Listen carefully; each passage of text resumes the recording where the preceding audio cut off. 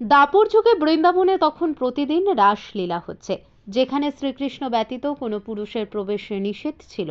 তখন মহাদেবের মনে প্রশ্ন জাগলো, রাসলীলা কিভাবে হয়, সেখানে কেন পুরুষের প্রবেশ নিষিদ্ধ?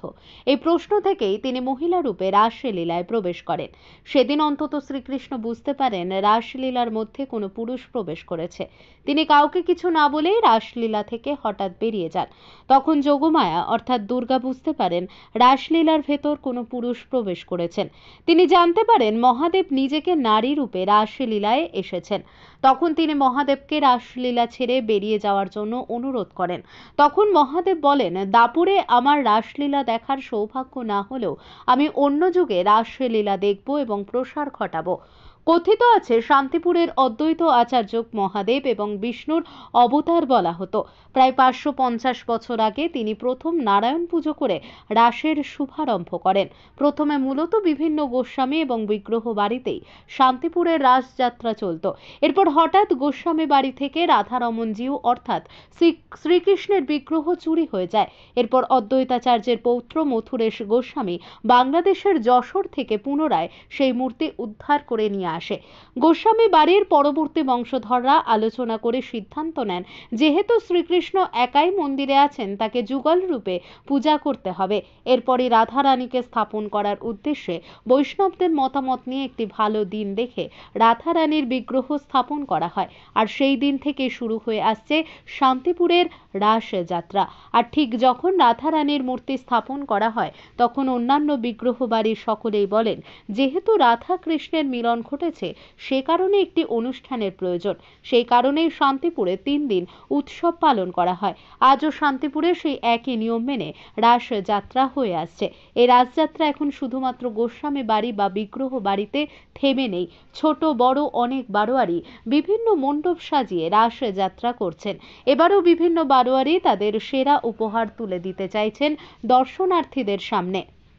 শ্যামবাজার রাস উৎসব কমিটি তারা এবছর বিভিন্ন প্রকার লৌহ সামগ্রী দ্বারা নির্মিত করেছে মণ্ডপ।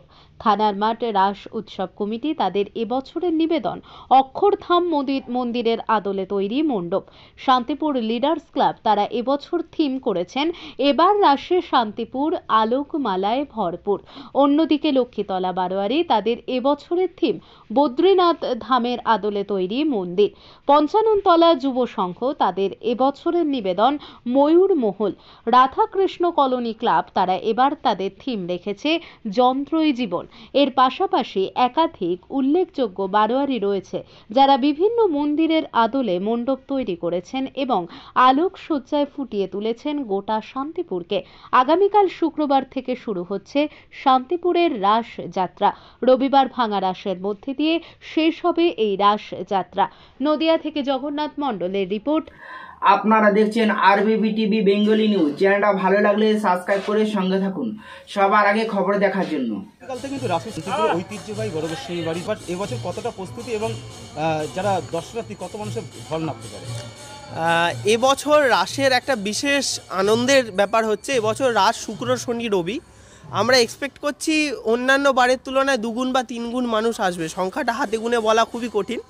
এইটা একটা বিশাল বড় আমাদের কাছে চ্যালেঞ্জও বটে, কেননা আমাদের গোস্বামী বাড়িগুলোর ক্ষেত্রে আমরা তো প্রচুর সংখ্যক সাধারণ মানুষকে নিয়ে যেতে পারি না, আমাদের বাড়ির সেবায়িতরা মিলে রাসটাকে মেনটেন করেন।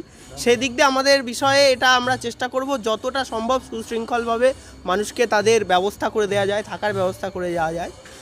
আর আশা করছি ইতিমধ্যে বড় গোস্বামী বাড়ি প্রতিবার এক অনন্য নাম রাখে এবং এই পুজো থেকেই কিন্তু রাসের একেবারে সূচনা বলা যেতে পারে, বা বিগ্রহ সামনে আসার পর। কত বছরে পড়লো এবং এই পুজোর ইতিহাস কি, এবং কে এই পুজো প্রথম এই রাসযাত্রায় সামনে এনেছিল দর্শনার্থীদের?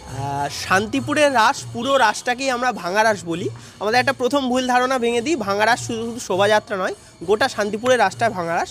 দেখুন, রাসলীলা বৈষ্ণবদের একটা মূল উৎসব, বহু বছর ধরে চলে আসছে, কিন্তু আমরা যতদূর তথ্য পেয়েছি বড় গোস্বামী বাড়ির মূল প্রতিষ্ঠাতা মথুরেশ গোস্বামী আজ থেকে 350 বা 400 বছর আগে আনুমানিক প্রথম এই রাস যাত্রার সূচনা করেন। তিনি এই রাস সূচনা করেন আমাদের বাড়ির যে মূল সেবিত বিগ্রহ রাধারমণ, যার নাম অতীতে ছিল দোল গোবিন্দ, সেই মূর্তি একবার চুরি হয়ে যায়। তারপরে বাড়ির জ্যেষ্ঠ বধূরা বিভিন্নভাবে ব্রত করে কাত্যায়নী ব্রত করে সেই দোল গোবিন্দকে ফিরে পান এবং তার পুনর্নামকরণ হয় রাধারমণ। এবং তার সঙ্গে যেহেতু যুগলে থাকাটা সব গোস্বামী বাড়ির রীতি, আমাদের শ্রীমতীকে এনে দুজনের মিলন ঘটানো হয়। আমরা মনে করি এটা রাধারমণ এবং শ্রীমতীর লৌকিক বিবাহ, এবং সেই বিবাহের তৃতীয় দিন সারা নগরবাসীকে দেখানো হয় যে আমাদের বাড়ির নতুন বধূরূপে শ্রীমতী এসছেন। সেই থেকে শান্তিপুরের ভাঙা রাসের সূচনা এবং সেই থেকে শোভাযাত্রার সূচনা। এইভাবে বড় গোস্বামী বাড়ি থেকে শুরু করে বিভিন্ন গোস্বামী বাড়ি তাদের অনুসারী হয়ে শান্তিপুরের রাসযাত্রা শুরু।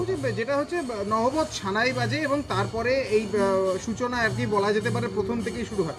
তার মানে যেহেতু বলা হচ্ছে যে বিবাহ দেওয়া হয়, সে কারণেই কি সানাই?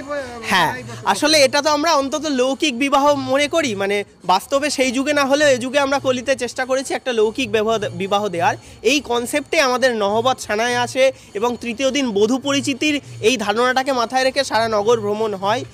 কুঞ্জভঙ্গের কি নিয়ম রয়েছে? এবং এই যে কুঞ্জভঙ্গের মাধ্যমে দেখা যায় যে বহু গোস্বামী বাড়ির যারা সুসন্তান রয়েছেন, যারা পুরনো দিনের যারা বয়স্করা রয়েছেন, বা শান্তিপুরবাসীর যারা সব থেকে বড় কথা যারা ব্রাহ্মণ দীক্ষিত, তারা বিগ্রহ নিয়ে নাচানাচি করেন, সেটাও কিন্তু দেখা যায়। সেটা কুঞ্জভঙ্গটা ইউনিক একটা অনুষ্ঠান, যেটা বোধহয় আমার মনে হয় সারা বিশ্বে কোথাও হয় না এইরকমভাবে।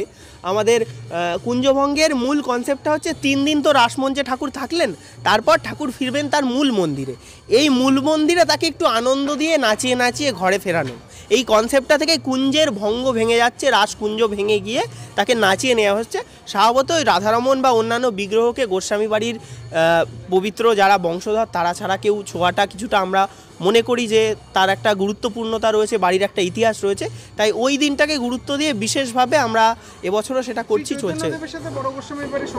শ্রী চৈতন্যদেবের সাথে এটাই সম্পর্ক। অদ্বৈত হচ্ছে শ্রী চৈতন্যদেবের অন্যতম মন্ত্র শিক্ষা, এই মন্ত্র বলবো না, এক ধরনের স্পিরিচুয়াল আধ্যাত্মিক গুরু এবং পঞ্চতত্ত্বের একজন।